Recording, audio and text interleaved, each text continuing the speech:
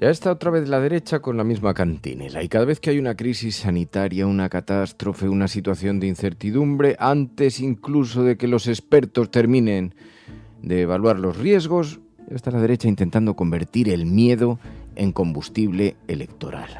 Ahora toca el debate sobre el antivirus, sobre el traslado del barco a Canarias, que ha acabado otra vez en bronca política impulsada por el Partido Popular y sus medios de comunicación, pese a que el propio Gobierno de Canarias y el Ejecutivo Central han tratado de rebajar la tensión y de apelar a criterios técnicos y sanitarios.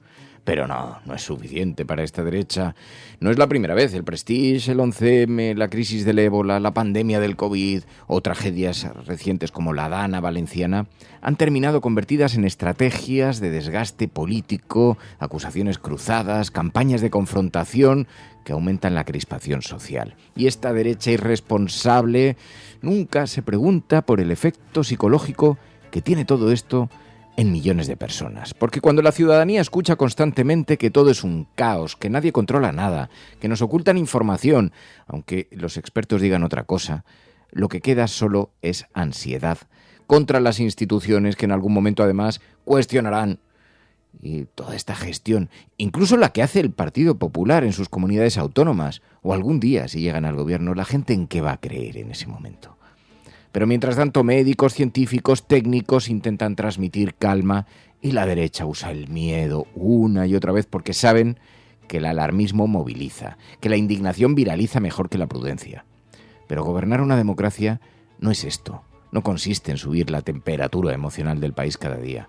Hay personas mayores que reviven el miedo de la pandemia. Hay trabajadores pendientes de si esto afecta a su trabajo o no. Hay ciudadanos agotados mentalmente de vivir permanentemente en estado de alerta. Y sin embargo, parece que algunos siguen confundiendo oposición con demolición.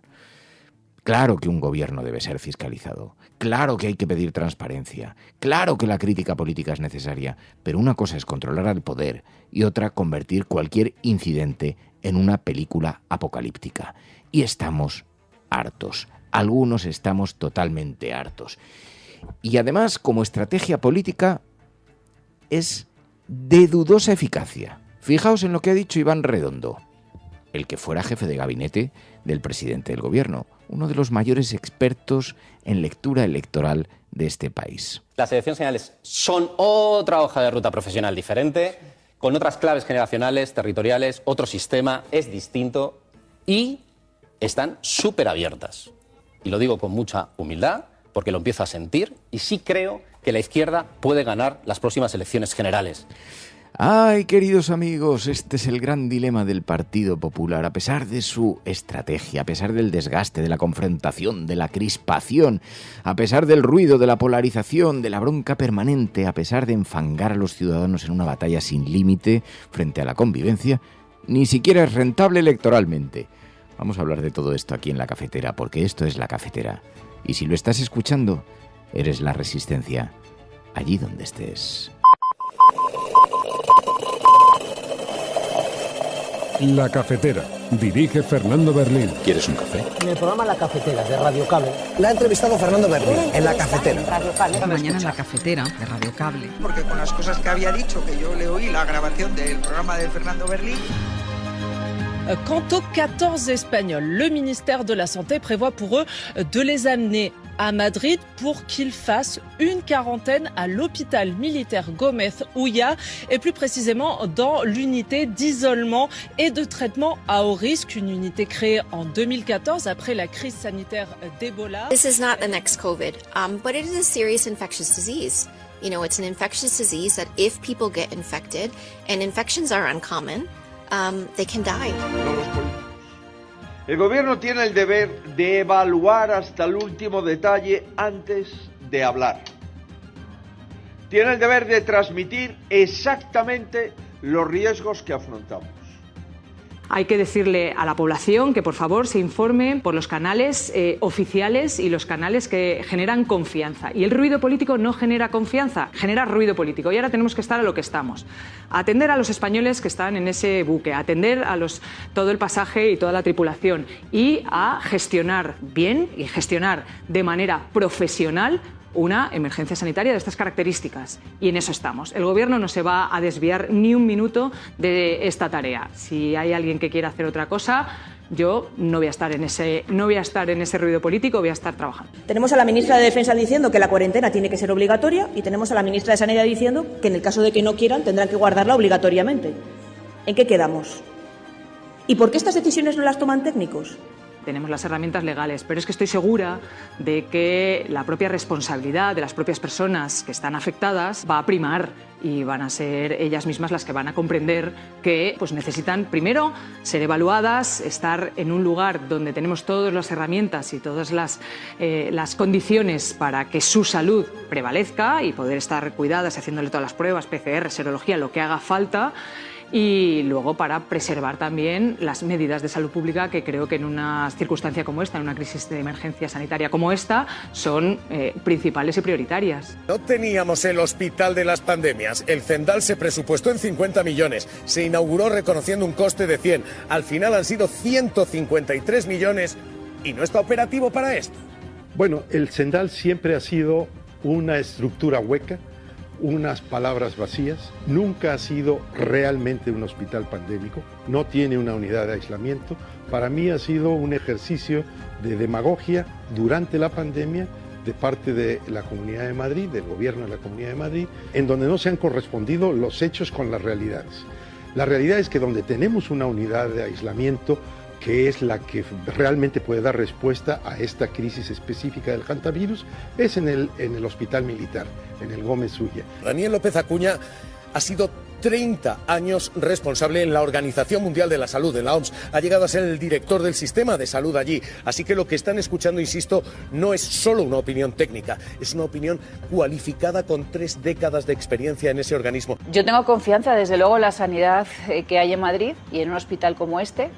Con lo que no estoy de acuerdo es con no saber por qué es Madrid o bajo qué criterio y qué opina cada ministerio y que no sepamos ni en qué situaciones se encuentran ni si van a ser cuarentenas obligatorias. ¿Cuál es su primer nombre de ella? Isabel Ayuso. ¿Cuál es su cargo?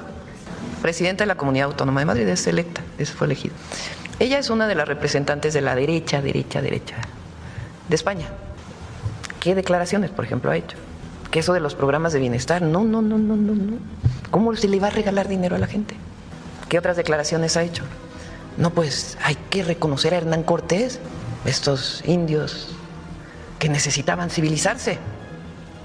Entre otras muchas declaraciones. La indiferencia nunca es neutral. Callar ante el sufrimiento es una forma de abandono. Y por eso España no se olvida del pueblo palestino y de aquellas personas que lo defienden. Hoy reconocemos la decisiva labor de Francesca Albanese, relatora especial de Naciones Unidas para Palestina. Una de las voces que han denunciado el genocidio en Gaza y han exigido que se respeten los derechos humanos con más claridad y valentía. Por su compromiso incansable con el derecho internacional, la dignidad humana y la paz, hoy le entregamos la encomienda de número de la Orden del Mérito Civil. Ningún gobierno del mundo, y ayer me lo recordaba en la reunión que tuve con ella, Francesca Albanese. La flotilla humanitaria, la Global Summit Flotilla, está haciendo lo que debieran hacer los estados. Están por cuenta y riesgo, con un claro componente humanitario y, por supuesto, voluntario, haciendo lo que tendrían que hacer los estados, que es establecer y garantizar la existencia de un corredor humanitario para que la población palestina no perezca de hambre.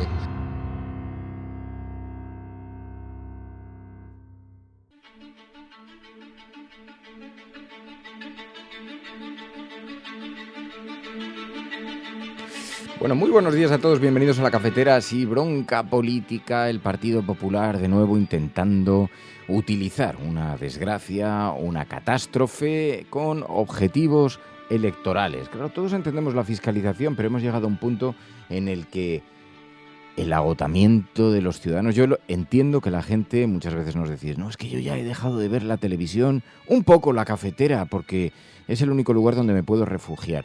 Y eso es lo que buscamos, eso es lo que pretendemos, que este programa se convierta en una isla, en una burbujita de sosiego, en una burbuja de tranquilidad para comprender la actualidad de este mundo tan difícil, tan complejo, tan cambiante, pero sin que eso se traduzca en un permanente estrés, en una permanente ansiedad, en una batalla conflictiva cada día. Bueno, en el ABC no había ninguna necesidad de que España cogiese ese buque, portada del periódico ABC. En El Mundo, los expertos alertan, el contagio es más sencillo de lo anunciado, dice el periódico El Mundo. Y en La Razón, Canarias denuncia que el gobierno aún le oculta información del barco y además las mafias explotan la regularización de inmigrantes del gobierno de Sánchez, dice el periódico La Razón. Me vais a permitir hoy, con todos los respetos, estoy entre el ABC y La Razón y El Mundo. Hoy vamos a hacer una votación, premio exequo para las portadas más floridas, más ajardinadas, más turbadoras de la mañana para el ABC, El Mundo y La Razón.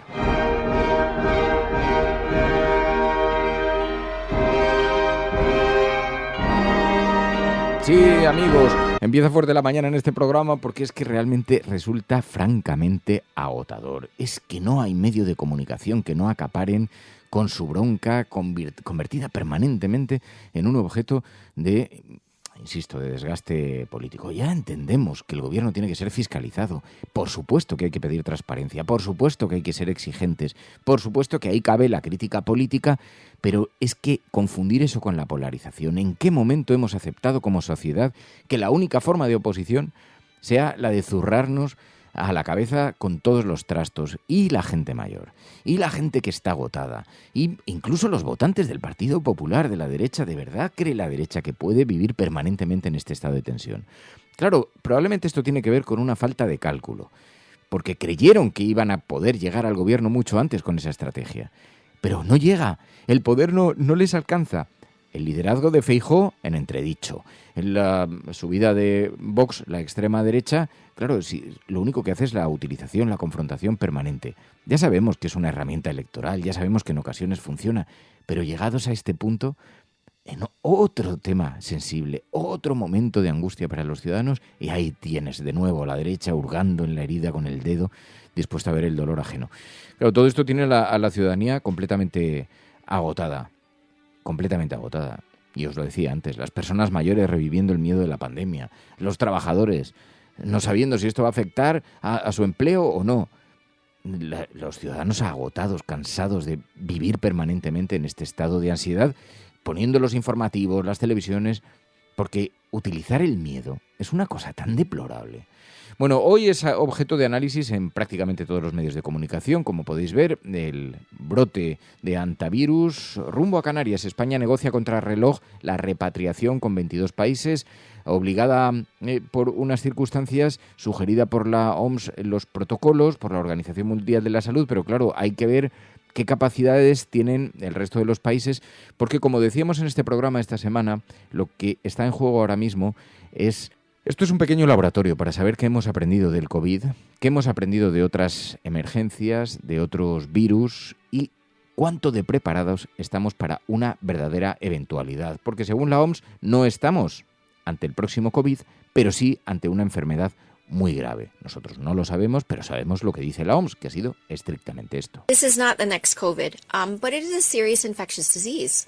You know, it's an infectious disease that if people get infected, and infections are uncommon, they can die. And so, again, people hearing... No estamos ante el COVID. Parece que por la naturaleza del tipo de contagios podemos pensar que es poco habitual este tipo de contagios, pero se está dando. Por lo tanto, la OMS alerta de que además es una enfermedad grave que está provocando, en caso de infecciones, en algunos pacientes está provocando la muerte. No es un asunto menor, lo explicaba la ministra de Sanidad. Estos son los datos. Es bastante excepcional este tipo de contagios. Quiero decir que en la bibliografía que tenemos hay pocos casos en el mundo, con muy poquitos casos de alguna crisis de estas características, con muy poquitas personas implicadas. En principio, la transmisión entre humanos no es habitual, pero no es descartable, y siempre en situaciones de contacto muy estrecho con personas sintomáticas. Esto es lo que sabemos, y sabemos también que tiene una alta letalidad, en torno a un 50%. El periodo de incubación es en torno a 45 días. El tiempo en el que consideremos que las personas tienen que estar en cuarentena dependerá de estas reuniones que tenemos técnicas, en las que se determinará cuándo consideramos que es el día cero de ese contacto. Bueno, he recopilado la mayor cantidad de información que sea útil para vosotros, que os pueda parecer relevante, haciendo análisis también de algunas intervenciones en los medios de comunicación, porque consideramos además que esto en este momento es una cuestión de servicio público para que entendamos todos la dimensión. Creo que la clave está en las palabras que decía la ministra de Sanidad, Mónica García. La cuestión está en saber que no haya literatura suficiente sobre esto, que sea extraño el contagio persona a persona o que se den unas circunstancias concretas, no significa que no pueda pasar y no significa que no esté todo lo suficientemente abierto y por lo tanto haya que asumir los protocolos de máxima seguridad posibles. Pero dentro de eso, pues los márgenes son los que son. Claro, todo esto no ha impedido el ruido político. ¿Cómo van a ser confinadas estas personas que lleguen, los tripulantes del barco o algunas otras personas sobre las que de pronto se han colocado los focos? Una azafata de un vuelo que compartió espacio con uno de los afectados parece que ha presentado síntomas y está siendo investigado. También el médico de a bordo, sabéis, otras personas. La OMS extiende a 5 de los 8 afectados, de las 8 personas que presentaban algún tipo de síntoma y que se estaba analizando, extiende el contagio a esta gente. Y parece que precisamente este año en Argentina se están dando un mayor número de casos de los que se han dado en otras ocasiones. Sigue siendo una cifra relativamente contenida, pero no es poco importante y por lo tanto no es descartable que esto se pueda convertir en algo más grave. Pero dicho lo cual, hemos visto, claro, a partir de ahí el Partido Popular se lanza a la crítica de la gestión de este asunto. Y la realidad es que ha habido demasiada confusión en los últimos días. Repasemos las noticias de los últimos días. Primero, que el barco no vendría a las costas españolas, después que sí. Yo no sé dónde escucho semejante cosa Núñez Feijóo, porque lo que siempre se ha expresado es que no tenía previsto, porque una de las cosas que ocurrió es que aunque el destino era Canarias, uno de los destinos era Canarias, iba a parar allí antes de que el virus apareciese en este crucero, pero en el momento en el que aparece y que empiezan a fallecer y que los casos queda abierto porque el destino del barco queda en entredicho. Y a partir de ahí se especula con si... Pero esto trasciende completamente al gobierno español en esa situación. Después, que recibiríamos a los infectados. Después que no. De momento, hasta donde sabemos, los van a recibir.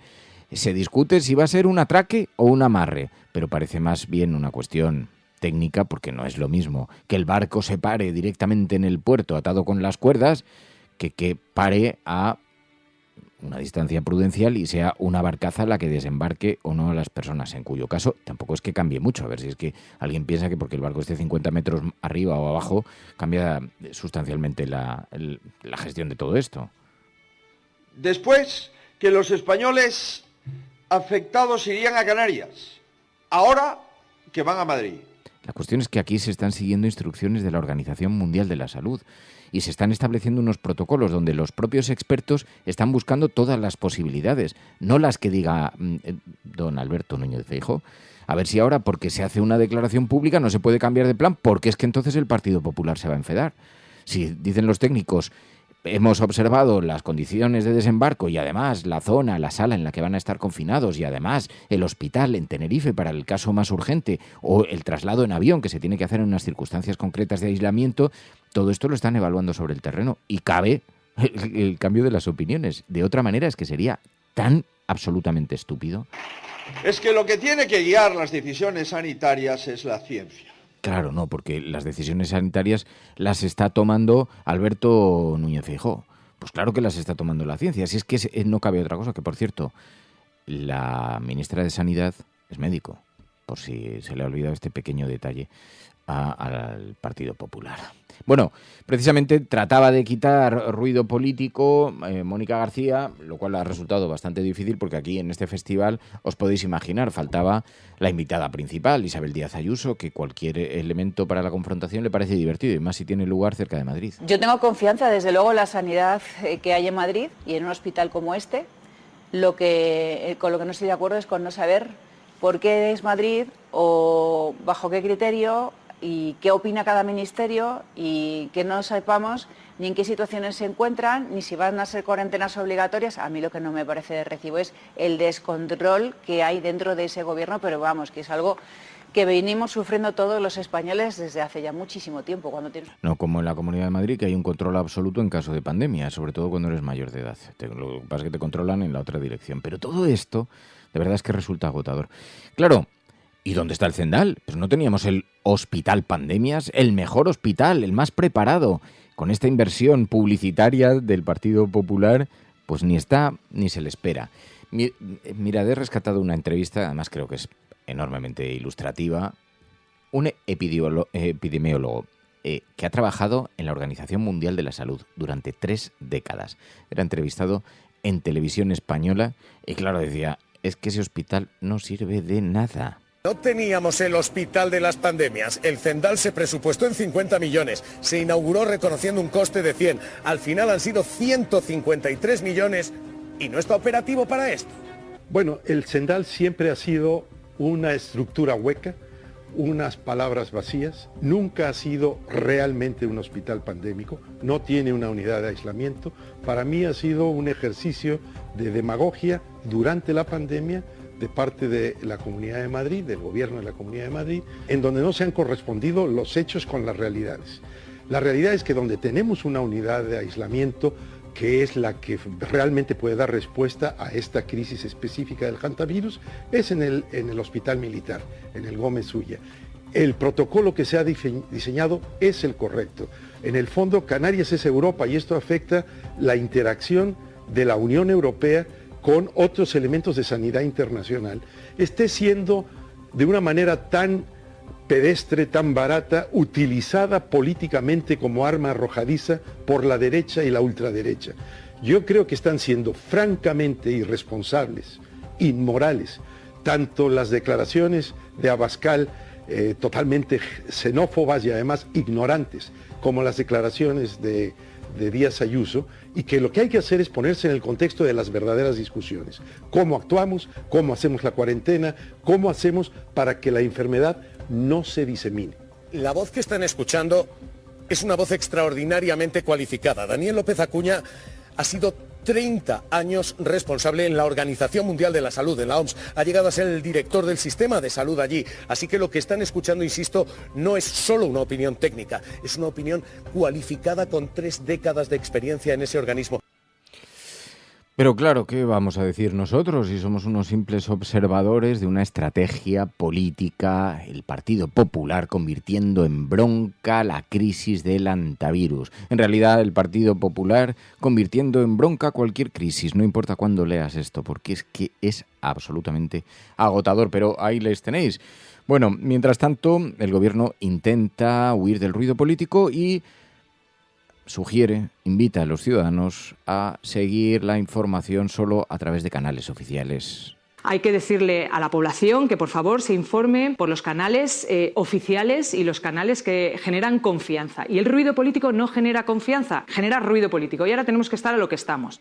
A atender a los españoles que están en ese buque, a atender a todo el pasaje y toda la tripulación y a gestionar bien y gestionar de manera profesional una emergencia sanitaria de estas características. Y en eso estamos. El Gobierno no se va a desviar ni un minuto de esta tarea. Si hay alguien que quiera hacer otra cosa, yo no voy a estar en ese ruido político, voy a estar trabajando. Tenemos las herramientas legales, pero es que estoy segura de que la propia responsabilidad de las propias personas que están afectadas va a primar y van a ser... Porque luego hay otro lío, que es con el confinamiento. ¿Se les va a obligar o se les va a sugerir? Bueno, los instrumentos legales para obligar a las personas afectadas son relativos, pero a las no afectadas, a los asintomáticos, pues hay una combinación de ambas estrategias. Pues por una parte hay instrumentos legales para retirarle los derechos civiles a alguien por razones de salud pública, de razones de causa mayor, pero tiene su complejidad. La tiene constitucional, la tiene legal, jurídica, inmediata, porque puedes hacer recursos, pero... Claro, declarar una situación de emergencia ante una persona que sea asintomática, una situación de máxima emergencia al estilo de Estados Unidos y de la cinematografía que nos hemos chupado durante 40 años, pues no es la mejor de las herramientas. Y además el Partido Popular no termina de aclararse, Pero vamos a ver, ¿el confinamiento es obligatorio o el confinamiento es obligado? Tenemos a la ministra de Defensa diciendo que la cuarentena tiene que ser obligatoria y tenemos a la ministra de Sanidad diciendo que en el caso de que no quieran tendrán que guardarla obligatoriamente. ¿Y les parece que es una contradicción? Pues ya ha dicho lo mismo. Exactamente lo mismo. Tenemos a la ministra de Defensa diciendo que la cuarentena tiene que ser obligatoria y tenemos a la ministra de Sanidad diciendo que en el caso de que no quieran tendrán que guardarla obligatoriamente. ¿En qué quedamos? ¿Y por qué estas decisiones no las toman técnicos? No, claro, las están tomando jugadores de cartas. Pues el Partido Popular sigue con esta estrategia. Bueno, eso es uno de los líos que tenemos esta mañana. Sanidad obligará a los españoles del Ondius a confinarse en un hospital, dice esta mañana La Vanguardia en su portada. La OMS no respalda la decisión del gobierno de aislar forzosamente a los pasajeros del barco del Antavirus. Mientras tanto, el PP acusa al Ejecutivo de gestión caótica, dice el periódico La Vanguardia esta mañana en su portada. En el periódico El País, España negocia contra reloj la repatriación con 22 países. La llegada de este barco deja incertidumbre sobre los traslados, el fondeo del buque, su desinfección o las cuarentenas. Los países europeos y Estados Unidos han pactado ya la recogida, dice el periódico El País. En su portada, Sánchez y Clavijo rebajan la tensión mientras Feijóo arremete contra la gestión de la crisis. Vuelven a utilizar la estrategia de Andalucía con el caso del accidente de tren. En la comunidad autónoma, apoyo, y en la política nacional, crispación, para no repetir los errores cometidos durante la DANA, donde la crispación se produjo durante la gestión de la emergencia y el PP utilizó todos los frentes posibles para la contienda. Esta me parece que es una de las claves del día. Bueno, esto es lo que encontramos en esa materia en relación a este antivirus, pero han sucedido otras cosas en las últimas horas en nuestro país. El gobierno ha vuelto a poner en valor el trabajo de Francesca Albanese. En un pulso contra Israel, Estados Unidos, contra la doctrina del genocidio, el gobierno de Pedro Sánchez no solamente saca pecho, uno de los pocos países del mundo que ha hecho más por Palestina, decía Álvarez, saca pecho y además elogia a la relatora de Naciones Unidas, perseguida por Estados Unidos y por Israel con esas sanciones, y Pedro Sánchez la recibe en Moncloa. La indiferencia nunca es neutral. Callar ante el sufrimiento es una forma de abandono. Y por eso España no se olvida del pueblo palestino y de aquellas personas que lo defienden. Hoy reconocemos la decisiva labor de Francesca Albanese, relatora especial de Naciones Unidas para Palestina. Una de las voces que han denunciado el genocidio en Gaza y han exigido que se respeten los derechos humanos con más claridad y valentía. Por su compromiso incansable con el derecho internacional, la dignidad humana y la paz, hoy le entregamos la encomienda de número de la Orden del Mérito Civil.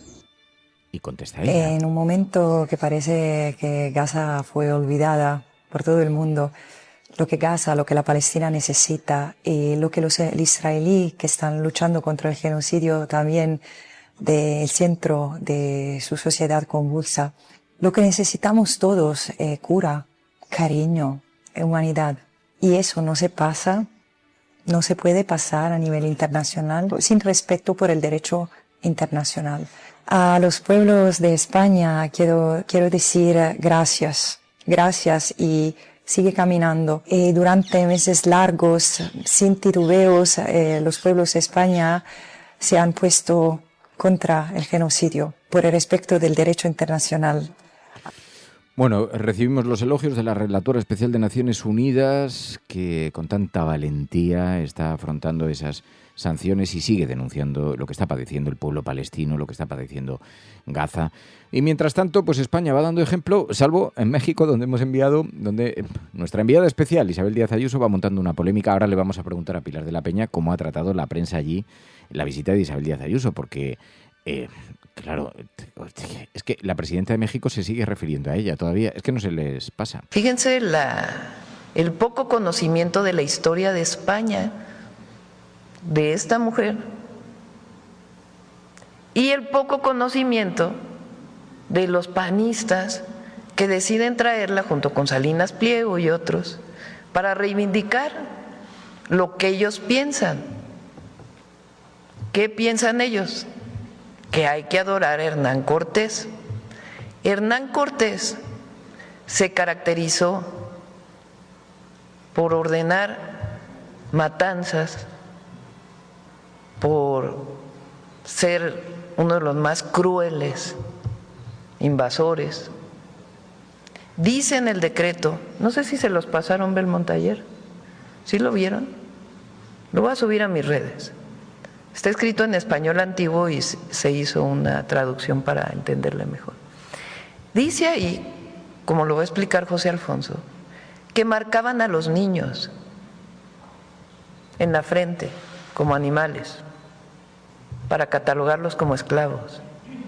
Ese era Hernán Cortés, el que ordenó la matanza de Cholula, familias enteras asesinadas. Bueno, Carlos I de España dice, no se puede reivindicar a Hernán Cortés en el siglo XVI.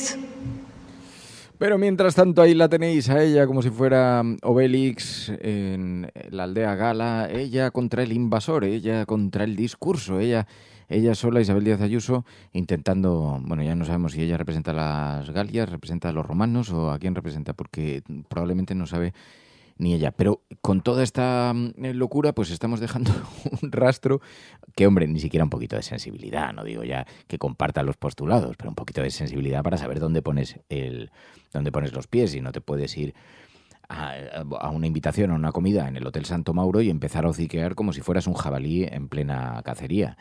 Un poquito de sensibilidad. Bueno, vamos a ver cómo lo ha tratado la prensa internacional, porque todo esto es telita. Estás escuchando La Cafetera. Recuerda que necesitamos tu ayuda, que este programa solo existe gracias a que cuenta con el apoyo de los oyentes, a que lo sostienen los propios oyentes. Los oyentes de La Cafetera sostienen este programa. Hazte mecenas y únete ya a la resistencia cafetera. radiocable.com/mecenas. Programas de radio, de televisión en España, la prensa burlándose de nuestra propuesta. Podrán decir todos los periódicos del mundo lo que quieran. Que a democracia va a ganar. En España, el ex vicepresidente del gobierno... En España finaliza el recuento de votos en los comicios municipales y autonómicos con una participación del 64%. Rodrigo Rato is under investigation. Dejaré lo mejor de mí, para poder estar a la altura de la confianza que ustedes me han entregado. No olvidamos justicia, verdad, respeto. Seguimos. Bueno, pues ya sabéis que analizamos el impacto que tienen las noticias de España en la prensa internacional, cómo recogen los medios de comunicación noticias sobre nuestro país y cómo proyectan, por lo tanto, la imagen de España en el exterior. Lo hacemos con Pilar de la Peña. Pilar de la Peña, buenos días. Hola, buenos días.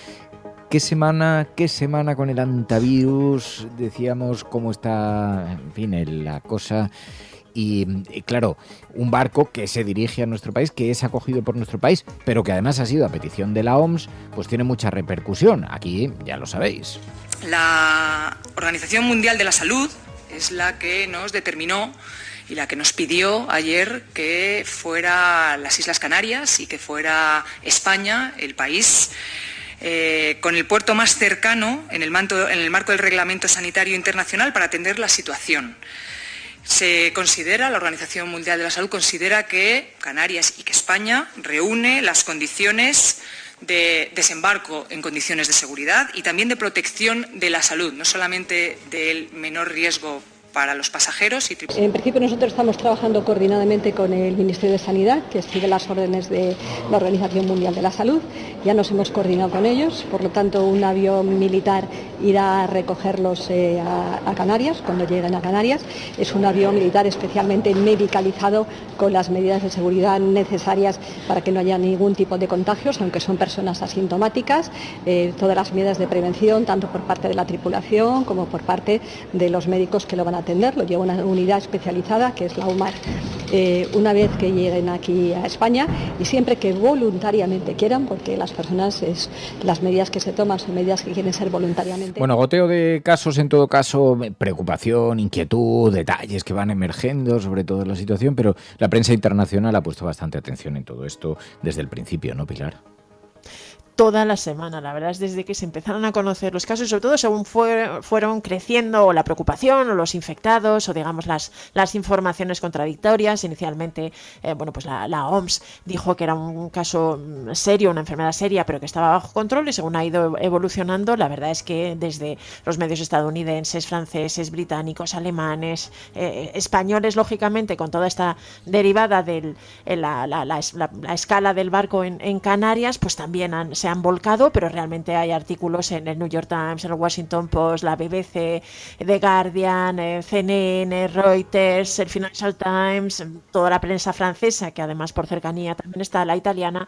Es verdad que está siendo un asunto de portada en buena parte de los medios globales, y en este sentido, bueno, pues el protagonismo que ha tenido España en este caso, pues ha sido también bastante destacado, ¿no? Desde el primer momento en que se habló que España iba a acoger a este barco, y luego todas las informaciones que se han ido conociendo posteriormente, tanto en relación a, digamos, los virus, los sospechosos, incluso esta noticia de las personas que desembarcaron en una isla y que luego, la isla de Santa Elena en concreto, y que luego fueron, pues se marcharon a sus casas sin ningún control. Eso también algunos de los tabloides lo han destacado, y en general se pone de relieve incluso estas palabras que escuchábamos hace un momento de Mónica García, han sido citadas en varios medios internacionales, los medios franceses, por ejemplo, Le Monde le daba un cierto eco y recogía un poquito cuál iba a ser el protocolo y cuáles iban a ser las medidas que España iba a poner en marcha.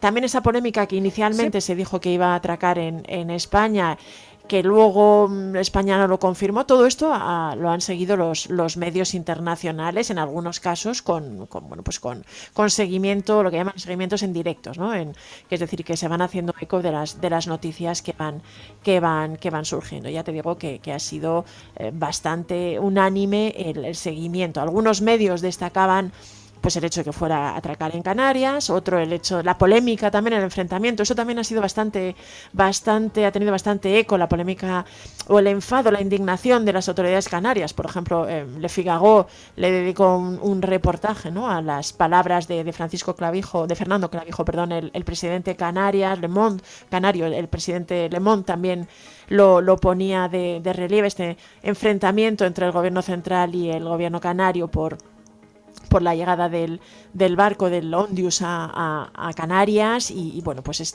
todos los pequeños detalles, todos los casos, incluso el Financial Times, por ejemplo, explicaba del protocolo que España iba a tener para repatriar a todos los pasajeros afectados, pero en general sí que es verdad que ha tenido un gran eco, y sí se ha puesto el foco en cómo España iba a tener un papel protagonista en la gestión de esta emergencia sanitaria y de esta crisis que realmente mantiene en vilo, y con mucho interés están siguiendo toda la prensa mundial. Bueno, con preocupación, claro, ya lo decíamos en el programa, estamos ante la próxima pandemia, estamos realmente ante un riesgo muy limitado. Estamos delante de la tradicional algarada de los medios de comunicación en busca de una gran historia y no perderse en esta ocasión ningún detalle. Bueno, el tiempo lo dirá, y mientras tanto, pues la prensa internacional desde luego se fija en que el destino era precisamente nuestro país. Pero ha habido otras noticias. Ahora también. mismo es portada, estos días ha ido creciendo y ha sido portada en prácticamente todos los grandes medios. ¿Ah, sí? O sea, que sí, ha tenido dimensión. Según ha ido creciendo ayer mismo, este jueves, pues desde la BBC a Le Monde, The Guardian, todos lo destacaban, pues un poquito todos los detalles, según además se han ido conociendo pues las informaciones que confirmaban las peores hipótesis o los peores temores, ¿no? El hecho de que la cepa sí parece que es transmisible entre humanos, la posibilidad de que realmente desembarque en Canarias, las pequeñas polémicas, todo esto sí que está teniendo bastante incluso el caso esta azafata que parece de un avión holandés de KLM, que también se ha asegurado que tenía síntomas. Todos estos casos sí que han sido destacados en los medios internacionales. Bueno, pues, pero claro, nosotros, gran impacto en la prensa internacional, como el que ha tenido nuestra presidenta de Comunidad Autónoma, Isabel Díaz Ayuso, y su acompañante Nacho Cano, que de gira por México han tenido tiempo para montar la gorda. Habría que ser muy zotes para odiarnos y compartir los apellidos, ¿no? Sin Cortés no tendríamos México. Eso es así, te guste o no te guste. El mestizaje es el mensaje de la esperanza y de la alegría. Y eso ha quedado hoy más claro que nunca. Por eso, ante los discursos del odio, los discursos que dividen, los que vemos la vida en torno a estas alianzas y en todo lo bueno que hay en ella, tenemos que buscarnos las maneras para poder hablar en libertad. Bueno, ir a México a reivindicar la figura de Hernán Cortés es de una osadía extraordinaria, con la manera en la que además eso es acogido por muchos, muy diferentes estratos de la sociedad mexicana. Hasta la presidenta de México se ha referido a esto, Claudia Sheinbaum. ¿Para qué viene esta persona a México? ¿A qué la traen? Pues porque piensan que eso les va a dar legitimidad aquí. ¿Cómo creen que les va a dar legitimidad a una persona que adora a Hernán Cortés? En México. No, pues sí están medio trasnochados, ¿no? Así que ha tenido repercusión y claro, sospecho que si además la presidenta se ha referido a eso, tanto en la mañanera como después en otros círculos, se ha referido a Isabel Díaz Ayuso, entiendo que es que eso está teniendo repercusión allí, ¿no? Sí, y además es que toda la prensa mexicana ha ido poco a poco subiéndose a este carro, descubriendo quién era Isabel Díaz Ayuso, publicando perfiles o explicando un poquito a sus lectores quién era la presidenta madrileña, que en muchos casos, bueno, pues se destaca que, de hecho, desde el partido de Claudia Sheinbaum han denunciado que consideran que ha venido a provocar, ¿no? No, Isabel Díaz Ayuso no se caracteriza por esas cosas. Perdón. Bueno, fíjate que desde el primer momento El Universal, que es el diario más leído de México, se hizo eco un poquito primero de las críticas, porque casi antes o nada más aterrizar en México asistió a una misa en la Basílica de Guadalupe, y ella misma lo publicó en sus redes sociales y escribió México con J, que fue la primera en la frente que ella llegó y de hecho provocó cierto rechazo y cierta indignación, pero luego además cada vez que ha ido manifestándose o hablando en este viaje de 10 días, pues ha ido aumentando el nivel de provocación o realmente, aunque en sus palabras hablaba de precisamente de fomentar, de cómo la izquierda intentaba dividir y fomentar el odio, pero ella luego llegaba hablando de reivindicar a Cortés, la figura de Cortés, que bueno, los periódicos mexicanos además están llenos de columnas de opinión, sobre todo en las que ironizan o realmente satirizan a la presidenta madrileña. Había una en el diario Milenio que decía que realmente parecía, la llamaban además Chabela Ayuso, ¿no? Uno de sus columnistas, y decía que había venido, realmente parecía un poquito que había venido a México a poner orden y progreso, pero que era bastante triste e incluso decía profundamente miserable que hubiera elegido la figura de Cortés, porque este columnista consideraba que tenía un historial criminal y genocida, y que hablara de ese humanismo para reivindicarlo, ¿no? La verdad es que hay otras columnistas de otros diarios que han dicho que ha venido casi como un proyectil político, ¿no? Que no vino a firmar acuerdos, sino a disputar la historia, casi que realmente les ha llamado la atención. Algunos medios, algunos incluso diarios claramente situados a la izquierda, como La Jornada, recordaban que Isabel Díaz Ayuso es una presidenta la presidenta madrileña que se ha negado a condenar el franquismo, y que que tiene un historial también algo complicado. Recordaba, por ejemplo, los contratos públicos de mascarillas de los que se sospecha que se benefició su hermano, que cobró una comisión bastante lucrativa. También el caso de los fallecidos en las residencias, y también criticaba y ponía de relieve que esta idea de reivindicar la figura de Cortés, una especie de reconquista que titulaban en uno de estos artículos, pues había irritado y había realmente levantado bastante resquemor en México, aunque por ejemplo algunos otros diarios explicaban que Sheinbaum había descartado que esta visita de Isabel Díaz Ayuso pudiera afectar a la relación diplomática entre México y España, aunque sí que todos estos medios, bueno, pues ponían de relieve y recordaban y resaltaban un poquito la relación de la derecha internacional con la mexicana, ¿no? Que muchos de estos medios también han señalado que al final Isabel Díaz Ayuso se ha movido por el país amparada, incluso invitada, y en algunos casos parece que subvencionada por la derecha mexicana y por algunos grandes empresarios, y en este sentido pues todo el viaje está teniendo bastante eco y está generando cierta controversia. Queridos hermanos mexicanos, nos estabais enviando lo mejor de cada casa al barrio Salamanca y pensabais que no teníamos respuesta nosotros, que no podíamos contraprogramaros, que no podíamos enviaros lo mejor que tenemos en el país para contraprogramar algunas de las visitas que hemos recibido, que nos habéis enviado muy generosamente en estos tiempos. Bueno, que es una broma, que hay gente maravillosa que está viniendo a vivir aquí, como es natural. Pero con todo este lío, claro, otros asuntos han pasado también a páginas de medios de comunicaciones. Se habla de el buen momento económico de España, pero también hay versiones contrarias. Hemos visto a columnistas de The Times, también de Le Point, en Francia. Hay diferentes aproximaciones, ¿no? Pues sí, la verdad es que en esta semana, bueno, todos estos meses es verdad que los resultados económicos de España han estado bajo el foco de los medios internacionales, pero esta semana he encontrado dos artículos que me han llamado la atención. Uno de ellos es en el semanario francés Le Point, que el titular es bastante contundente. Dice que la España de Pedro Sánchez es una bomba de relojería, una bomba de efecto retardado, ¿no? En realidad está firmado, es un editorial que firma un intelectual francés o un liberal francés, porque realmente el punto de vista es de ultraliberalismo económico, que se llama Nicolas Baveret, y que sostiene, repasa y recoge algunos de los buenos datos económicos y de los logros de la economía española, pero considera que en realidad es un modelo insostenible, ¿no?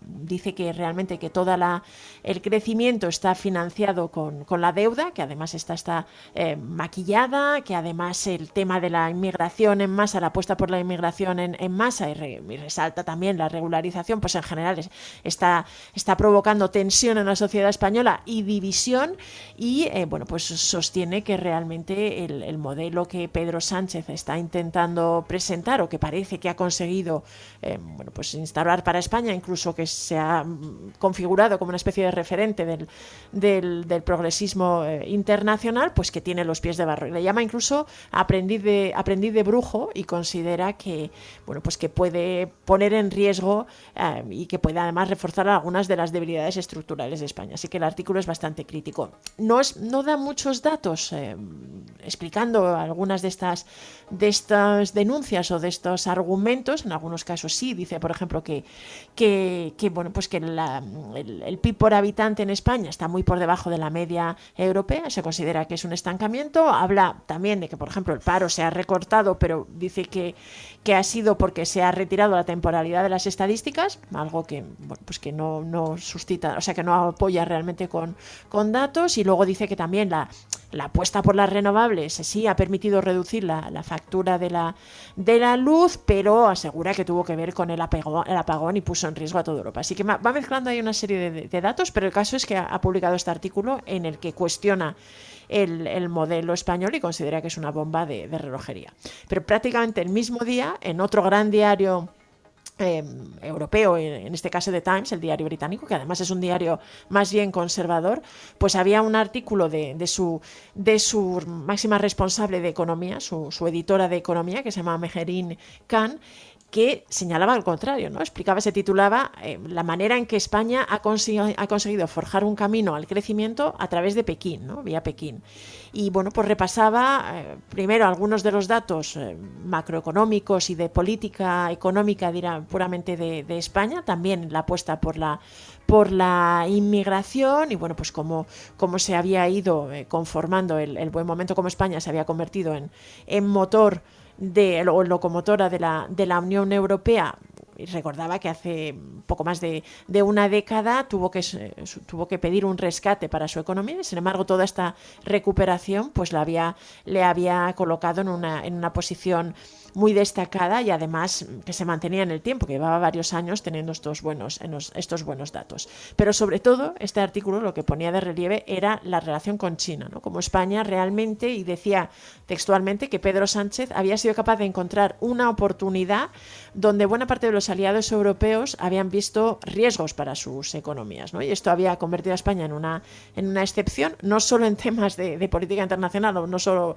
enfrentándose a Donald Trump, que también lo mencionaba en el artículo, sino sobre todo fortaleciendo la relación con el gobierno chino. Recordaba y resaltaba que Pedro Sánchez ha estado hace pocos días en China, ha vuelto de su cuarto viaje en 3 años, lo que ya indica pues un acercamiento y una manera de aproximarse a China muy diferente a la de buena parte del resto de líderes europeos, y consideraba que todo esto había convertido a España en el mayor aliado económico de China, ¿no? Especialmente tras la salida del poder de Víctor Orbán, que mientras estuvo en el cargo, pues Hungría también tuvo una relación de privilegio y fue de hecho uno de los destinos más importantes de las inversiones chinas. Pero explicaba que ahora realmente España parece que estaba en este punto, y que de hecho era la referencia, o que tenía una gran influencia a la hora de definir cómo se iba a relacionar Europa con China. Y era interesante porque el artículo también ponía de relieve algunas cosas que por ejemplo, en Francia o en Alemania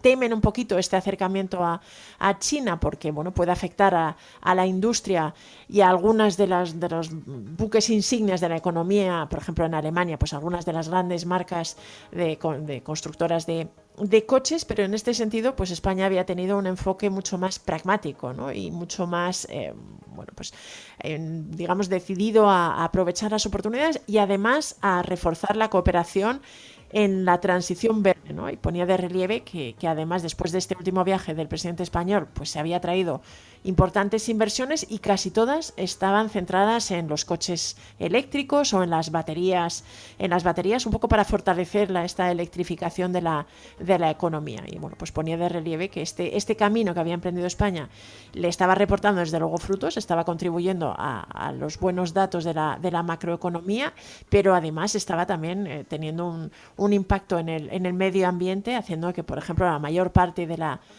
energía, de la electricidad que se producía y que se generaba en España venía de fuentes que tenían muy bajas emisiones, y que en este sentido pues estaba consiguiendo este doble objetivo. Bueno, pues otro de los asuntos que la prensa internacional ha tratado en estos días, que ha colocado en el foco de la información referida a España, a nuestro país, pero no son los únicos, porque también los medios internacionales han subrayado la reacción indignada en España por la interceptación de la flotilla que navegaba rumbo a Gaza y la detención en Israel del activista español y del brasileño, Pilar. Sí, fíjate que ha sido una noticia que ha pasado con relativo poco eco en los medios internacionales, a pesar de que esta interceptación por parte del ejército israelí se ha producido a casi 1.000 kilómetros. Hablaba de más de 600 millas náuticas de las costas, o digamos de las aguas jurisdiccionales de Israel, y en este sentido muchos activistas, y en concreto la flotilla, ha denunciado que claramente ha sido una acción de secuestro y ilegal desde el punto de vista de la ley del mar internacional.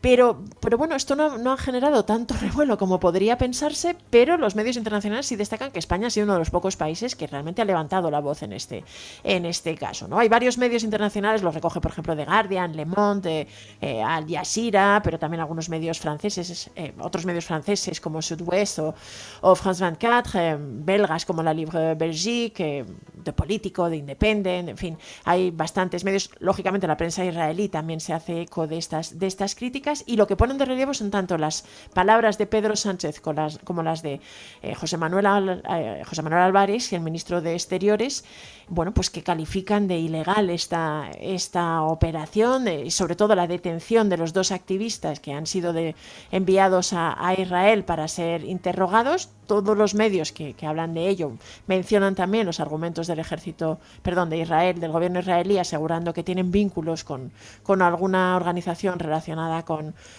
Hamas, pero destacan que el gobierno español realmente considera que esto es un secuestro. Incluso Álvarez defiende que no hay ninguna prueba de esta vinculación, en concreto de Saif Aboukheshek, que es este ciudadano que tiene la doble nacionalidad, palestina y española, y que es junto a Thiago Silva, que es brasileño, los que son los 2 activistas que han estado detenidos varios días en Israel y han pedido su liberación. Y bueno, pues Le Monde también habla de cómo España ha calificado esto de detención ilegal, como ha pedido que fueran liberados, y ha sido uno de los pocos países que ha levantado la voz y ha pues señalado esta nueva acción del ejército israelí, pues realmente vulnerando la legalidad internacional. Bueno, y además de estos asuntos, también hemos visto como en la prensa internacional se han fijado en la España vaciada y en las zonas rurales que intentan atraer migrantes, dicen, Pilar. Sí, al menos es un reportaje de la RTBF, la televisión pública belga, que realmente ha puesto el foco en algunas de las iniciativas que en concreto se han dado en localidades de Castilla-La Mancha, como Molina de Aragón o Sigüenza, y poniendo un poquito el foco en cómo son algunas de las zonas que enfrentan el problema de la despoblación, que conforman un poco en la España vacía o la España vaciada, que es un término que incluso incluyen en el titular, y que explica que son zonas rurales despobladas que intentan reactivarse gracias a la inmigración, ¿no? En este concreto pues habla, por ejemplo, de la localidad de Molina de Aragón, donde desde hace unos años, a través de la comunidad autónoma, se han puesto en marcha programas de formación para buscar o para, digamos, conseguir trabajadores. Tienen un problema y en concreto hablaban de que, a pesar de ser una localidad con bastantes atractivos turísticos, buena parte de la hostelería tiene problemas para encontrar personal, y en este sentido, pues están consiguiendo a través de estos programas de formación que cubrir un poquito ese hueco, incluso reactivar. Y en la televisión belga pues entrevista a algunos de los migrantes, que explican también que para ellos supone una oportunidad, a algunos de los empresarios, porque explican que estos programas, pues en estos programas colaboran tanto las autoridades locales como las ONGs, como las asociaciones empresariales, para buscar, digamos, la mejor manera de afrontar este programa y este problema, ¿no? Y hablan incluso de que en algunas localidades como Sigüenza, gracias a este tipo de actuaciones, pues han conseguido revertir la tendencia demográfica a la baja, ¿no? Y en este sentido, pues las localidades han conseguido que se reactiven pues desde la economía, incluso la educación, en algunos colegios que han evitado cerrarse, incluso que se aumenten los servicios, y explica un poquito pues otro de estos beneficios que está teniendo la inmigración y esta apuesta en España por una mayor inmigración para el día a día. Y termina el reportaje, que esto es interesante, destacando que en estas localidades donde realmente estos programas y la llegada de la inmigración ha permitido recuperar las zonas, pues Vox no tiene representación. ¿No? En fin, luego también hay alguna que otra cuestión en la prensa internacional. Se hablaba en estos días, estaban destacando también que España demuestra con que si se ponen los medios adecuados encima de la mesa, se puede reducir los feminicidios. Lo decían en la prensa francesa, ¿no? Sí, en concreto Le Parisien, el diario francés, que ha publicado un nuevo reportaje. Llevan tiempo, en concreto en Francia, poniendo a España como referencia, como modelo en la lucha contra la violencia de género. Los datos en Francia son bastante más altos que los que tenemos en España, en concreto desde que se empezó esta lucha y esta ofensiva para reducir la violencia de género, y lo ha vuelto a poner de relieve pues este diario francés con un reportaje que se titula así, ¿no? En la lucha contra los feminicidios, España demuestra con los medios que ha puesto en marcha que es posible reducirlos, ¿no? Y habla un poquito de cómo en 20 años pues se ha reducido un 30% el número de mujeres asesinadas por sus parejas en España. De hecho, da el dato concreto que si en 2004 fueron 71, en 2024, que es el último año en el que da datos, hubo 49, y explica que en Francia, por ejemplo, ese mismo año hubo 107, ¿no? A pesar de la diferencia de población, pero es un dato mucho más alto y que preocupa, de hecho, empieza a tener además bastante eco en los medios y en general en los debates sociales en Francia, y por eso, bueno, pues se pone un poquito más el foco en el caso de España y en lo que ha hecho. Y explica un poquito, repasa otra vez pues la ley integral contra la violencia de género que se aprobó en 2004 y que es un poquito la que pone las piedras para toda esta ofensiva, y detalla a continuación pues también buena parte de las medidas, la formación específica para juzgados, policías, los medios, pone bastante de relieve también los medios con los que se ha dotado a esta lucha, y sobre todo pues esto, ¿no? Que se demuestra que al final reducir los feminicidios y los asesinatos de mujeres es posible. Bueno, pues así está la prensa internacional, así está la cosa que sí, que recogen los medios de comunicación extranjeros sobre nuestro país.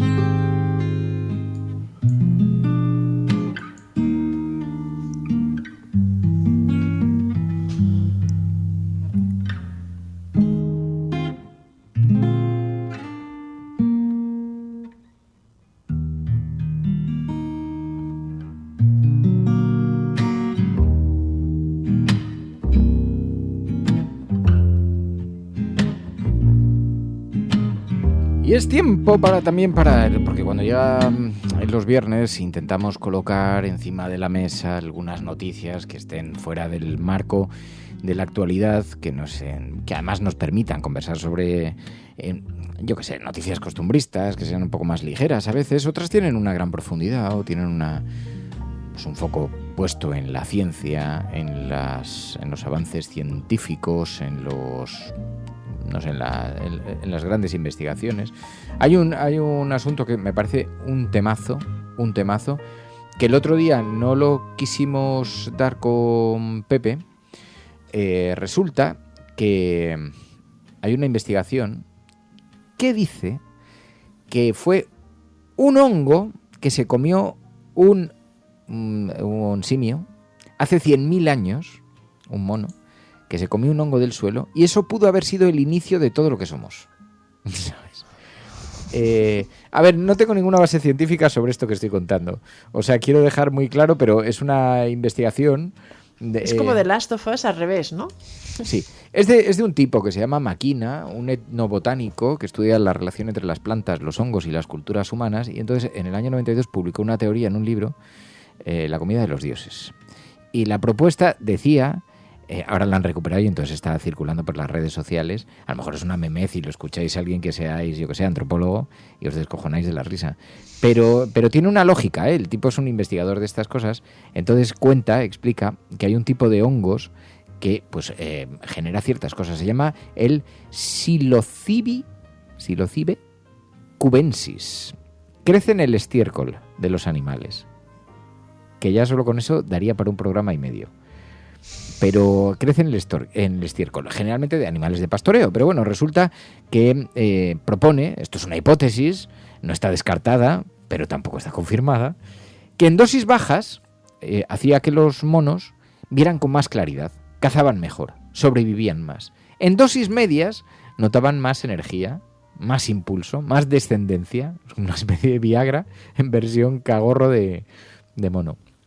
Pero luego en dosis altas pudo activar en el cerebro formas que nunca antes habían experimentado, y pudo aparecer el lenguaje, el arte, la música, la religión, la conciencia. Esta es la teoría de este tipo, que dice, lo que sí que sabemos es que hay en algunas regiones del cerebro se da esta cosa, no sé si decir este hongo alucinógeno o estas moléculas de psilocibina activa, que sabemos que activa ciertas regiones. Bueno, el lenguaje que usas para leer esto, decían por ahí por las redes, dice, viene de ahí, determinado de ahí. Y esta hipótesis lleva 30 años dentro de la neurociencia, sin una respuesta, pero claro, ahora, pues ¿para qué quieres más? ¿Venimos del mono o venimos del hongo? Esa es la pregunta que hay que hacerse. A mí me parecía que era muy bonito. Quedo patidifusa. Sí. Me gusta porque luego además era la doctora Acosta Fungi, el doctor Acosta Fungi, perdón, con 2 maestrías, pero psiquiatría, micología. Apropiado para eso, sí. Sí. No sé exactamente, bueno, creo que, a ver, esto es de la Asociación Didacta Mundi Piura, Universidad Nacional de Piura, la Fundación para el Desarrollo del Perú. Debe ser un doctor peruano. Entonces, la cosa es que está especializado en su cuenta a través de Instagram. Ya sé que mis fuentes son muy sólidas esta mañana, ¿sabes? Pero está, mientras haya, a mí me lo explicó Iñaki Gabilondo, me dijo, mientras haya una advertencia, igual que cuando compras tabaco, entonces no importa, ¿sabes? Tú puedes contarlo, pero advierte bien a los oyentes de qué va la cosa. Este científico, el que lo ha publicado, es experto en psiquiatría, en hongos y en cannabis medicinal. A mí me ha caído muy bien. No voy a hacer chistes, voy a contenerme, vamos a... En Castellote, Teruel, estuve hace poquito en Castellote. Por ahí me llevó mi amiga Marisa, me llevó de rutas. Y estuvimos en las montañas. ¿Pudiste haber plantaciones varias? Claro, entonces allí me explicó, porque sabéis que ha habido varias operaciones policiales y policialas, de la Guardia Civil también. Y entonces descubrieron, como está en el Maestrazgo, una zona muy despoblada, que le llaman, ¿cómo se llama este territorio gigantesco ruso despoblado? Ah, la Laponia. Bueno, era Siberia, pero vamos, Laponia también. Ah, Siberia también. La Siberia española, la Laponia. Bueno, pues como hay tanto terreno despoblado, pues resulta que un día la Guardia Civil con un dron localizó unas plantaciones de marihuana que te cagas. Eso fue en un año, porque un par de años después ya pensaban, los habían detenido, no sé qué, pim plan, y 2 años después resulta que unos tipos de los que cuidaban las plantaciones de marihuana se emborracharon porque no tenían muchos entretenimientos. Van poco al pueblo por lo que se ve, pero alguna vez han pasado, porque me dicen los de los bares, y hombre, bajaban aquí, era gente normal que no se metía en problemas, pero debieron zurrarse a alcohol estando en la plantación. Unas condiciones de vida horrorosas me han contado. Porque algunos amigos míos han ido a lo que queda de la plantación. Tampoco es que sea eso territorio comanche. O sea, la gente va con miedito porque muchas de las plantas siguen ahí. No quiero hacer una llamada a la búsqueda del oro. Pero digamos que la Guardia Civil arrasó un poco, pero no lo arrasó todo. Y luego la naturaleza, ya sabéis, que busca su rincón para sobrevivir, ¿sabes? Y entonces vuelve a emerger. Y allí donde hubo semillas, pues vuelven las plantas. Pero el caso es que todavía en la zona ahí de Aragón todavía hay algunas plantaciones de eso, ¿no? Entonces me dice que malvivían, en unas condiciones pues que dormían debajo de unos toldos con unas tiendas de campaña, una cosa muy cutre ahí, y pasaban semanas. Y entonces en una noche que debieron hincharse a vino, se empezaron a pelear y acabaron a tiros. Y uno de ellos llegó con un tiro al pueblo, a la plaza del pueblo. Bueno, un lío, os podéis imaginar. Todo el pueblo ahí diciendo, pero qué cojones ha pasado, y aquí que hay pues no sé si era un albano kosovar o vete tú a saber. Y entonces estaba ahí el tipo y resultó que era uno de los trabajadores de este campo de marihuana. Que no sé por qué estoy contando esto. Empezaste a hablar de lo del hongo. Tío.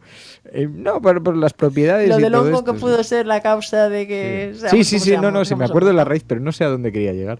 Pero bueno, el caso es por contaros esto, porque me pareció una historia alucinante, porque siguen por ahí las plantas y están los restos, los utensilios de cocina, pues la manera en la que malvivían. Pues tú imagínate, envían a unos chavales, tampoco serán muy chavales, pero 30 años, a vivir a España, ¿sabes? No, vais a cuidar ahí un campo que tenemos de tal en medio de la nada, que luego estás en medio de la nada, pero no tanto, ¿sabes?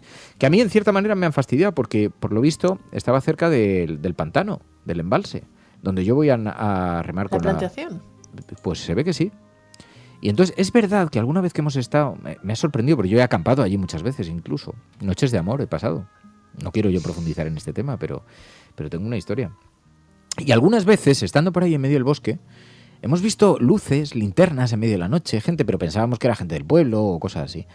Entonces, pues parece ser que era un poco como La Isla, la película esta de Leonardo DiCaprio, que les muerde un tiburón. ¿No has visto esta peli? No sé cuál es, pero no la he visto. No. Eso es muy típico. Sé de quién me dices, pero sé de quién me hablas, pero no ha venido, ¿sabes? Pero no, pues es una peli que Leonardo DiCaprio se va a Tailandia, a un sitio paradisíaco, una playa hippie donde todo el mundo se entiende con amor y deseo, y entonces para hacer surf. Y luego hay un tiburón asesino, y además en la misma isla se encuentran un campo de plantación de droga. Y entonces los narcos también deciden hacer de las suyas. Es una especie de medio thriller, psicothriller muy raro, pero que no estaba mal algunas cosas. Bueno, pues esto es un poco igual, ¿sabes? Que yo estaba ahí en el pantano con mi barca y dices, joder, pues ahora ya como que me da reparo dormir por ahí. No por nada, porque los tipos nunca se metían con nadie, se metieron entre ellos, la liaron entre ellos. Pero bueno, total, que si comes María, ¿sabes? Ten cuidado. Que no sabes. El caso puedes acabar en un tiroteo, ¿sabes? Así es la cosa. Ay, queridos amigos, le tenía que haber preguntado por esto a nuestro amigo, el psiquiatra forense experto en micología y en cannabis, que dice que los monos comieron hongos. ¿Qué te parece? Escríbele, a lo mejor sí, te contesta.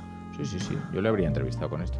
Oye, hay una historia sobre el sabor del café que me has dicho también que molaba un montón. ¿Qué le pasa al café? Sabemos que es muy guay, que tiene un montón de propiedades, pero depende de qué café te tomes también. Ya, pues fíjate que esto es aplicar la ciencia y la química a precisamente eso, a medir el sabor del café.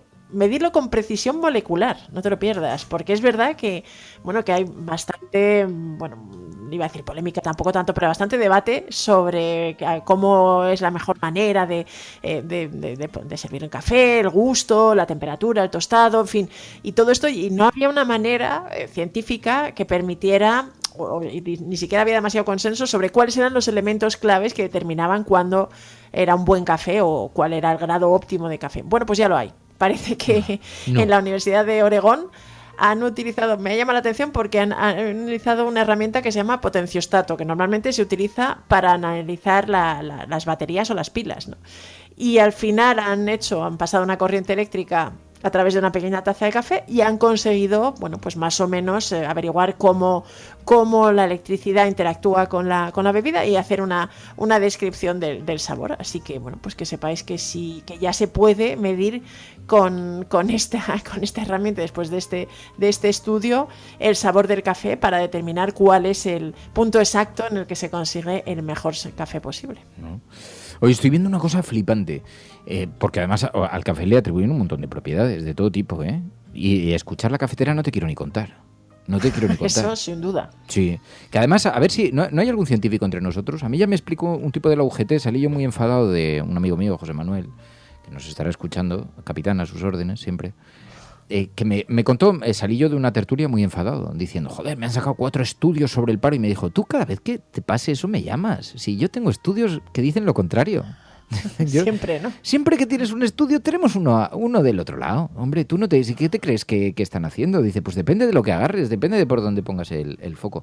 Pero algún científico podía hacernos uno sobre las propiedades de escuchar la cafetera, porque yo te digo, te sube el estado de ánimo, eso es indiscutible, Pai. Mejora el estado de ánimo. ¿Escuchar la cafetera claramente o el café? ¿Ya hablan de qué? No, la cafetera, escuchar la cafetera. Vamos a ver qué propiedades podría tener. Vamos a preguntarle al ChatGPT. Este ejercicio os parecerá una frivolidad, lo es, pero tiene más base de lo que pensáis, porque muchos estudios científicos se hacen de esta manera, ¿sabes? Entonces le voy a preguntar, conociendo... Con ChatGPT ahora directamente, ¿no? Sí, nuestro aval científico del ChatGPT, conociendo en nuestro podcast, del que te he dado tanta información, que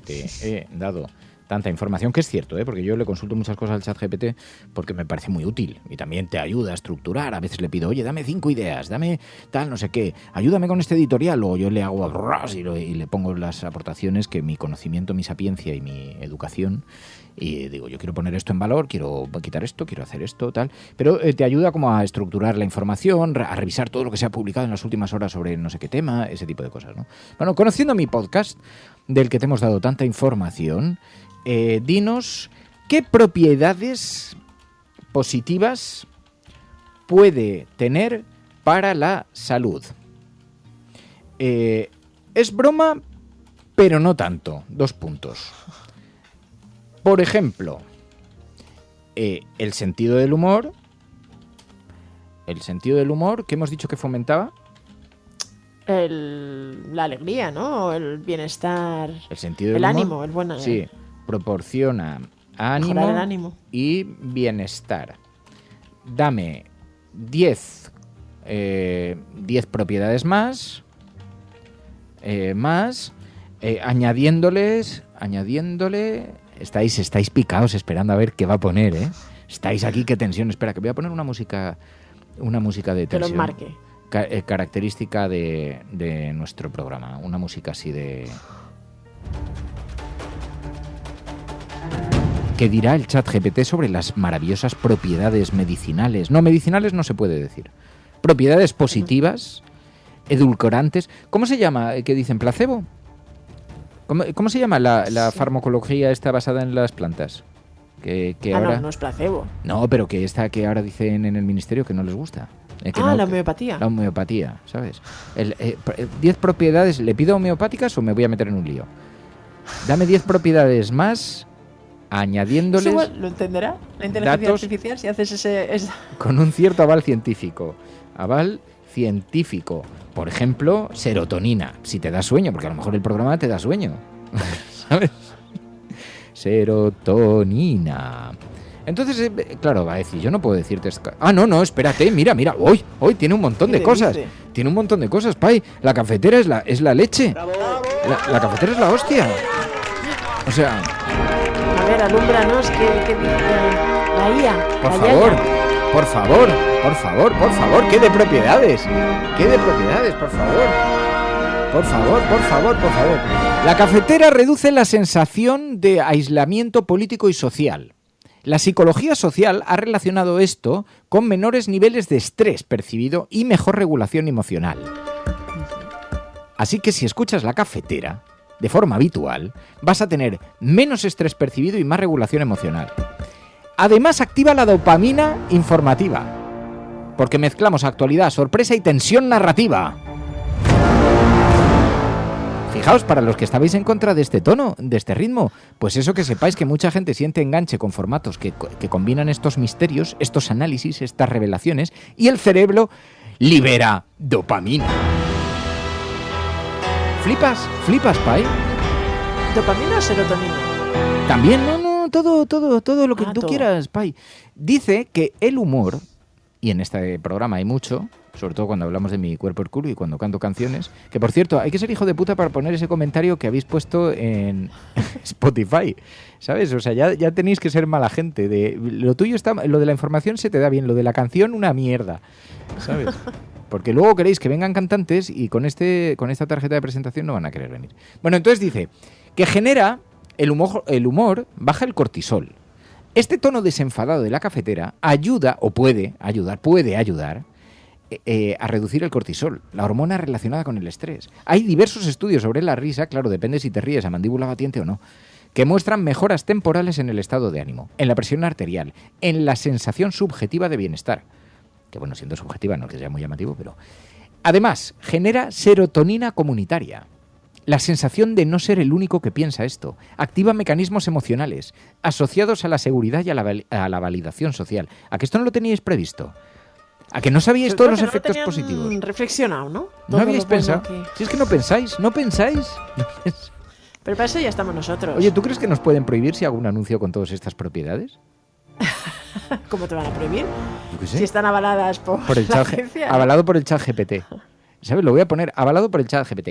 Además, escuchar análisis políticos complejos. Estaremos de acuerdo en que lo que hacemos es un análisis anal político complejo. Un análisis anal entrena el pensamiento crítico, lo que se conoce como gimnasia cognitiva.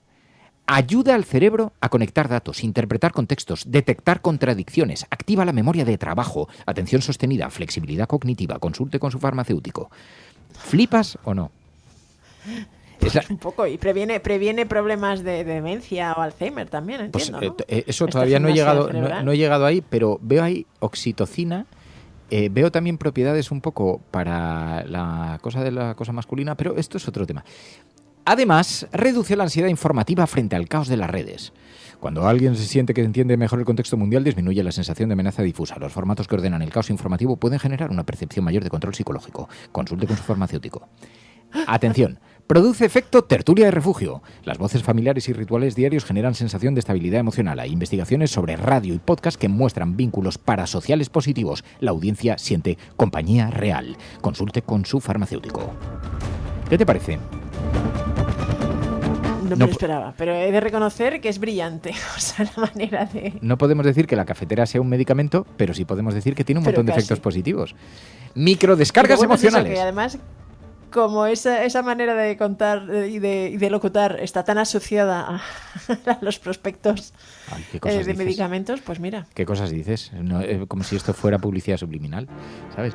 Dice que otros beneficios tiene la cafetera: microdescargas emocionales a través de la indignación compartida. La indignación colectiva también puede tener un comportamiento regulador. Poner palabras al malestar reduce la sensación de impotencia silenciosa, especialmente cuando se mezcla con humor y análisis. Consulte con su farmacéutico antes de comprar cualquier medicamento. Oye, qué interesante esto, porque además dice que reduce la sensación de impotencia. Sí. Cada cual que saque sus objetivas conclusiones. Ya estabas tardando, sí. Yo me había quedado con lo de la serotonina comunitaria, pero... Sí, pero esto es como de los dibujos esos que te enseña el psiquiatra, que cada uno se queda con una cosa, ¿sabes? Con lo que tu mente esté. Me ha dicho Pedro Ballín que deje... En una película alguien se quedaba siempre con una mujer desnuda. Claro. Que me ha dicho Pedro Ballín que deje de hacer este tipo de chistes cochambrosos, que ya no tengo edad. Y le he dicho, oye, perdóname, que los viejos también somos humanos. O sea, déjame de historias. También tenemos derechos, ¿no? Hombre, somos personas humanas. Dice, hombre, que tienes un carromato de años. Digo, y los de Cocoon, no te jode y se van al espacio. ¿Qué me estás contando? O sea, no puedo opinar, ya no puedo decir nada. Es que con mi edad ha muerto mi sexualidad. Porque Pedro Ballín, de verdad, que no puedo. No puedo. Que alguien le contenga, por Dios, que está triste. Bueno, entonces dice nuestro estudio científico del ChatGPT que, además, convierte el miedo en conversación. Uno de los efectos más interesantes de tu formato. Transforma amenazas abstractas, la guerra, la corrupción, la energía, la crisis, la pandemia, en relatos comprensibles. El cerebro tolera mejor la incertidumbre cuando puede narrarla y compartirla. Consulte con su farmacéutico antes del consumo de cualquier sustancia estupefaciente. Aunque se trate del café, que es la única sustancia todavía permitida por el gobierno.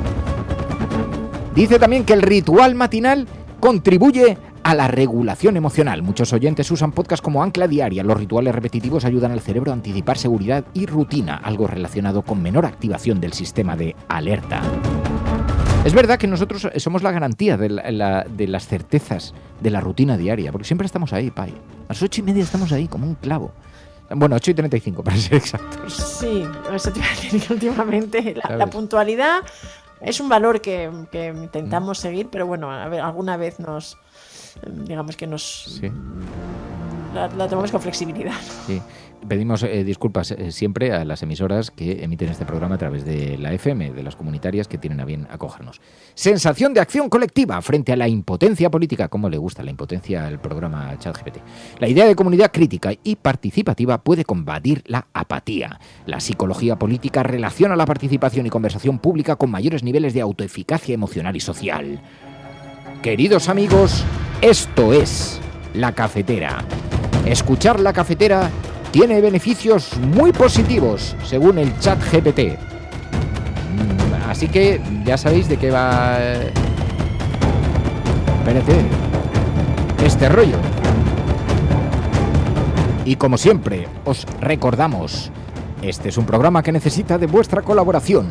El bienestar emocional se puede apoyar. Los oyentes de La Cafetera sostienen este programa. Hazte mecenas y únete ya a la resistencia cafetera. radiocable.com/mecenas. ¿Qué es la sobremesa de La Cafetera? Oh, my pretty baby. Mi madre era enfermera en urgencias en un hospital. Y entonces llegaba todo tipo de gente. Pero una vez llegó una señora que se le había quedado, si es que son cosas tremendas, se le había quedado el preservativo dentro, el preservativo que usaba su marido. Pero el preservativo lo había hecho con ganchillo. Lo había hecho, ¿sabéis? Esto es mentira. Sí.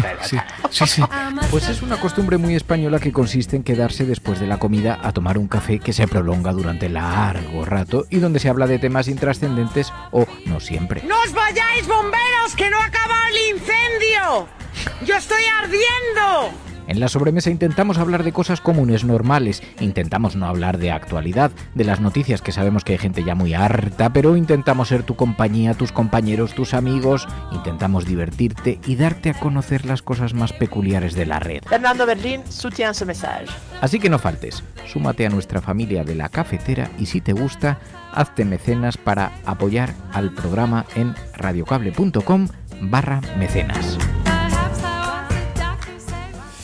Ay, queridos amigos, sí, La Cafetera es tu compañía. Si estás escuchando esto, no estás sola. Me gusta porque Pilar del Río me dijo el otro día, dice, tú sabes que uno de los primeros programas que estaba escuchando, de pronto te escuché hablar en femenino. Y me sentí profundamente acompañada. Dijo, por fin alguien me habla directamente. La verdad es que se lo agradecí. Oye, pues sí, de eso se trataba. De eso iba la cosa. Oye, hay algunas buenas noticias. Sabéis que hay un buscador de internet que se llama Ecosia y que tiene una propuesta para hacer a sus usuarios, que es que por cada número de visitas determinado que recibe, ayuda a plantar un árbol. Bueno, pues resulta que han dado los datos y cuentan en La Cara Buena del Mundo que este buscador ha contribuido ya a la plantación de 250 millones de árboles, usando los ingresos de la búsqueda de sus usuarios. Cada usuario puede ayudar a restaurar bosques, a proteger la biodiversidad, a apoyar comunidades locales, miles de plantadores, de organizaciones locales. Y entonces ponen hasta fotos de terrenos donde han contribuido a estas plantaciones. Yo estas cosas nunca sé muy bien, si a 250 millones de árboles me parecen un porrón de árboles, pero es verdad que como lo que tienes es que lanzar semillitas desde el aire. Pero mira, por ejemplo, en lugar de monocultivos cultivamos más de 900 especies autóctonas diferentes, donde más se necesitan, siempre codo con las comunidades locales, dicen ellos. Y muestran fotografías de algunos lugares, en Indonesia, de algunos lugares que han restaurado, y dice que sí, que son 250 millones de árboles. Incluso habla de cuántos millones han destinado a la acción climática, a luchar contra la acción climática, cuántos millones de cosas. El 100% de sus beneficios son para el bien del planeta. Usan todas las ganancias en la acción climática. La mayor parte se destina a proyectos de plantaciones por todo el mundo, dicen. Bueno, a ver, tampoco me atrevo a asegurar que se estén plantando tantos millonazos de árboles, pero chica, me parece muy bien, Pai, ¿sabes? Ya, la verdad es que... Hombre, estaría bien eso porque siempre. Si de pronto la gente estuviera usando los buscadores porque tienen este tipo de acciones... Oye, lo que he leído, explícame esta cosa porque he flipado en colores. Porque yo interpreté mal la noticia. He visto que en Estados Unidos hay 13 millones de cortes de luz en un año. Y que esto es una cifra que crece. Y claro, he pensado, digo, hostia, y nosotros quejándonos por un apagón. Pero no es eso, es todavía peor. Las compañías de electricidad lo que hacen es cortar el servicio a los impagos. Y van 13 millones. 13 millones, lo cual demuestra en realidad el gigantesco gap que hay en la sociedad norteamericana. Puedes tener muchísima pasta o 13 millones de cortes de luz, 13 millones de impagos. Es algo así, ¿no? Sí, eso al menos es el dato en 2024 y además son datos oficiales de un informe que habla precisamente de eso, de las desconexiones residenciales que se dieron en 2024, ¿no? Y claro, pone el foco sobre un problema que existía, pero que hasta ahora había pasado desapercibido, cuántas personas habían quedado sin servicio de luz por impago, ¿no? Y entonces, bueno, desde hace unos años se empieza a conocer este dato y claro, en 2024 hubo 95 millones de avisos de corte de electricidad por impago en todo el país y se terminaron cortando a 13 millones. Esto pone de relieve 13 millones de hogares. Esto es mucha gente que realmente se queda sin luz por no poder pagarla en un país que presume de ser de los más ricos, de los más desarrollados, que estamos escuchando a Donald Trump cada día diciendo lo bien que les va a los estadounidenses y a todo, y además con su política. Y claro, todo esto además coincide con la guerra de Irán, donde precisamente una de las consecuencias que ya están empezando a sufrir en otros lugares del mundo mucho más, pero desde luego en Estados Unidos también está empezando a llegar, es el aumento de los precios del petróleo, pero en general de los precios de la energía, porque esto es una especie de reacción en cadena que afecta a otros muchos sectores. Y claro, si hay 13 millones de hogares que se quedaron sin poder pagar la luz, con todo lo que esto implica para la vida diaria, para la alimentación, pero incluso desde el punto de vista laboral. Claro, no puedes ni cargar el móvil, no puedes ni trabajar desde casa, pues esto realmente habla de un problema social bastante significativo y que además de momento no se mitiga, ¿no? Hay algunos estados además donde el problema es especialmente acuciante, Texas o Florida, que por ejemplo además tienen también problemas con el sistema eléctrico, y en concreto en Texas, de los 13 millones que hubo en todo el país, 3 millones fueron en este estado, ¿no? Y así que hay lugares que es también un poco de los sitios emblemáticos para Donald Trump, y uno de los estados que siempre pone de referencia para otras muchas cosas, y sin embargo se ve cómo la desigualdad y la pobreza realmente afecta a una capa muy importante. A veces Estados Unidos tiene más de 340 millones de habitantes, es decir, hablamos de unos números que empiezan a ser significativos y que evidencian también una crisis social sobre la que apenas hay información, sobre la que además no se habla mucho, pero que está produciéndose en el país.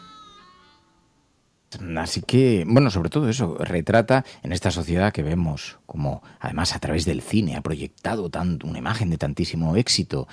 Y luego las imágenes que vemos de estos barrios de tiendas de campaña, de gente sin hogar, o las dificultades por la penetración de las drogas, que también esa es otra terrorífica, que vemos algunas imágenes de gente en una situación absolutamente dramática, abandonada por las instituciones en un país como Estados Unidos, que está considerado, claro, luego tiene esa diferencia, esa riqueza tan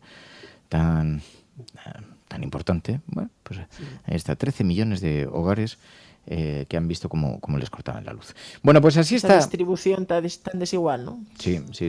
A mí lo de... ¿Cómo se llama la droga esta?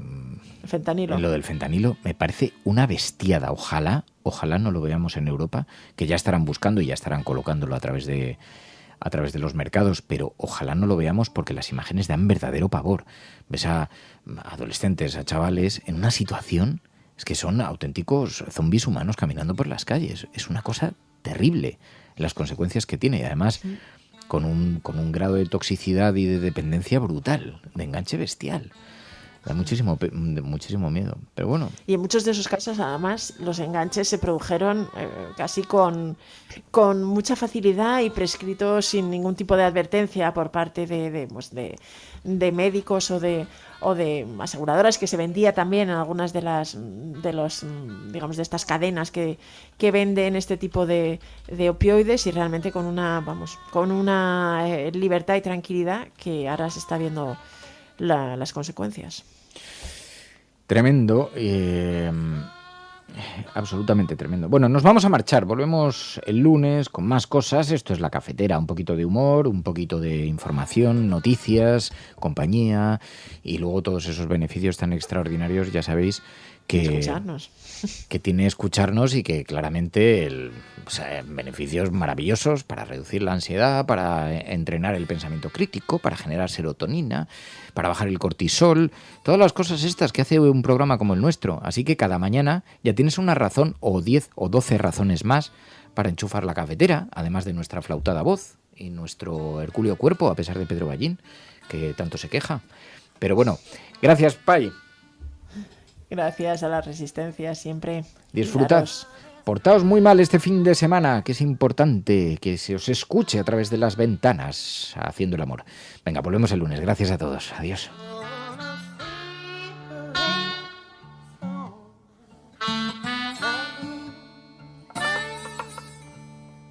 Los oyentes de La Cafetera sostienen este programa. Hazte mecenas y únete ya a la resistencia cafetera. Radiocable.com/mecenas.